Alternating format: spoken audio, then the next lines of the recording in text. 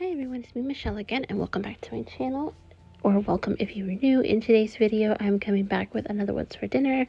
These are 4 dinners that I made my family throughout the week. These are the ones that I recorded, but if you're looking for some inspiration and you want to see what I came up with, just keep on watching. First up, I am doing a pork roast, and usually I throw this one in the slow cooker because I shred it up to make it go a little bit further, but today I'm just throwing it in the oven. And then to go with that, I'm making homemade mashed potatoes. And I'm going to start by boiling up my potatoes, draining them, and then adding in the butter and the cream. I also salt my water when I boil my potatoes. I didn't add myself putting it in, but I do boil them in salted water. And I have the measurements for everything just going across the screen because I don't measure, so I'm taking a guess, and I usually say to taste if it's a preferential thing, and that's kind of what mashed potatoes are. It's just how you prefer to make them.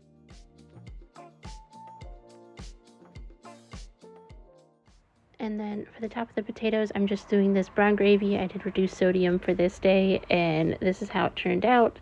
Everybody really likes those little roasts when I do them, so this was a big hit with the family, and it was really good. For this night, I am doing hamburgers, but I did not have any buns, so I decided to just go ahead and make my own. They are super easy to pull together in the bread maker.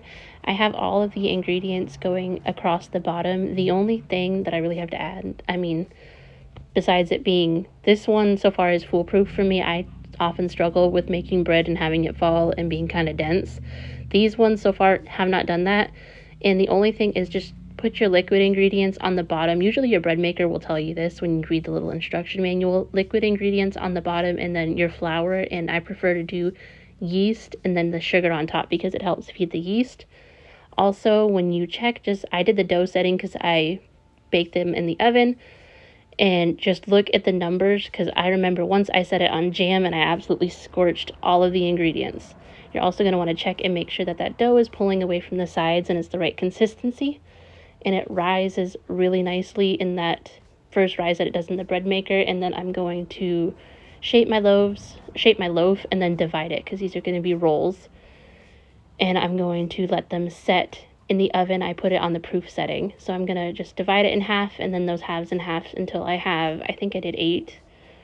And just let that go. And when you go to cover your rolls, just make sure you spray your saran wrap or your cling wrap with some nonstick spray because otherwise you will pull the tops of your bread off.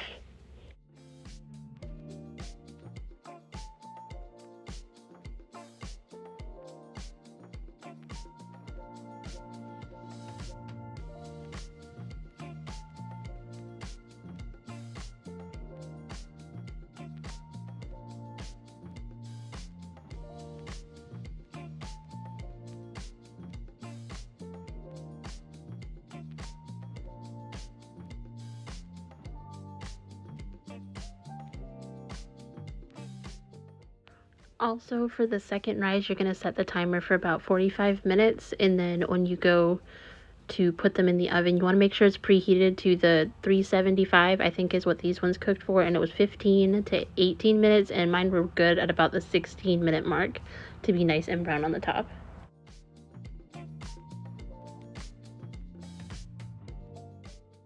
And this is what it was looking like when I finished. I went ahead and I threw my burger patties on my George Foreman grill. It was a gift for Christmas, but it's definitely worth the extra time to make your own bread or buns when you do burgers because it just takes it up another level.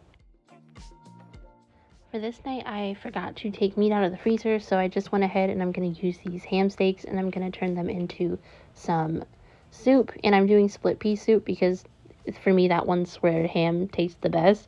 I usually use the Christmas ham, but this is just what I had on hand. I think I did this one before Christmas, if I'm being honest. And I'm doing onions and browning those up in my pan, and then I'm going to brown up the ham cubes as well and just get that going. Then I'm going to add in a can of carrots, and I'm going to let them get a little softer because I like to mash them up. I don't like the huge chunks of carrots, but you need them in there for like a little bit of flavor. And then for the split peas, I use the dried. I rinse them and then I put them in the pot. And I think it's 6 to 8 cups of water. It depends on how big your pan is and all the other liquids you've got going on in there. Pea soup is one of those, it doesn't photograph or look the prettiest, and a lot of people see it and it's green and they think it's gross. But this is something my mom used to make when I was a kid, usually after Christmas.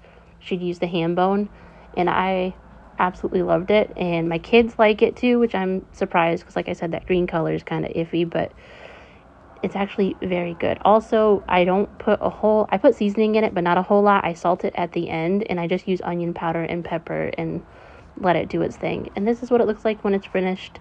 Again, not pretty at all, but it's a super easy way, super cheap way to use up ingredients and just have a quick dinner.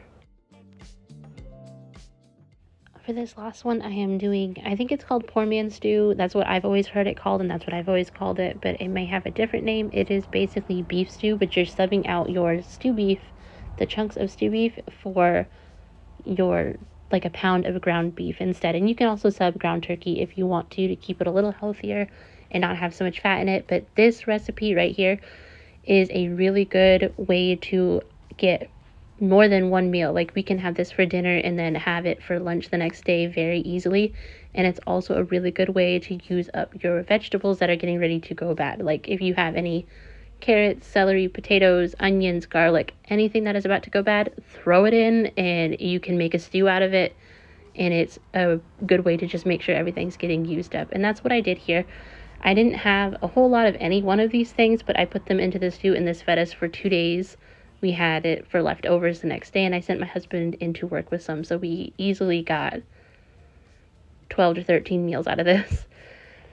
And I'm going to season it up. I added all of the seasonings across the bottom of the screen. I don't measure my seasonings so much just because I do it for what we like, and I assume everybody would rather just season it for what they like. So if you want to leave anything out, that's up to you, and then just however much. And I added a little extra bouillon powder right there at the end, the beef bouillon powder.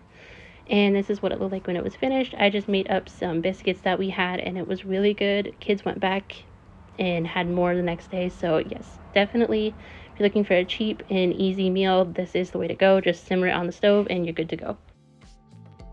And that is all for today's video. Thank you so much for watching, and if these are the kind of videos you like to see, just let me know in the comments, and I will see you guys in the next one. Bye!